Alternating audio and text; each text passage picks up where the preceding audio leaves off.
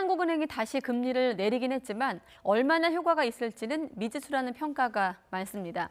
지금 같은 상황에선 큰 도움이 되지 않을 거란 전망도 나오고 있는데 결국 경제 심리를 되살리기 위한 정책적인 노력이 시급하다는 지적도 나올 수밖에 없습니다. 계속해서 조태현 기자의 보도입니다.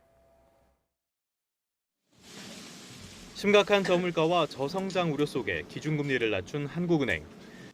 일반적으로 기준금리 인하는 시장 금리를 낮춰 자금의 흐름을 빠르게 해 경기에 활력을 불어넣는 효과가 있습니다. 자금 순환의 속도를 말하는 화폐 유통 속도가 사상 최저로 떨어진 만큼 금리 인하의 효과를 기대하는 분위기는 분명합니다. 다만 이번 인하 이전에도 연 1.5%라는 이미 충분히 완화적인 통화 정책을 운용해왔기 때문에 효과가 제한적일 수밖에 없을 것이란 분석이 나옵니다. 사실 이 효과가 얼마나 클지 안 클지는 불확실한 상황이긴 한데요. 그래도 지금 상황 자체, 대외 환경, 대내 경제 환경 모두 적극적인 통화 정책, 적극적인 재정 정책을 요하고 있기 때문에 여기에 민간의 심리가 무너져 내렸다는 점도 걸림돌입니다. 특히 투자와 양질의 고용으로 중장기 성장을 책임질 기업의 체감 경기는 여전히 기준치를 크게 밑돌고 있습니다. 미중 무역 분쟁, 일본과의 갈등 같은 대외 악재도 단기간에 해소될 가능성은 크지 않은 편입니다.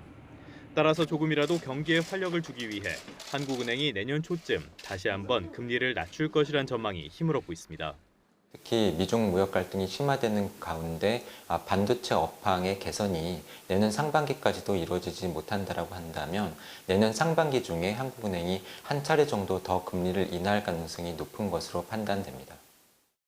다만 통화 정책이 경기에 미치는 영향에는 한계가 분명한 만큼 정부가 경제 정책 전반을 면밀히 살펴 경제 활력과 심리를 되살릴 실효성 있는 대책을 마련해야 한다는 목소리가 커지고 있습니다.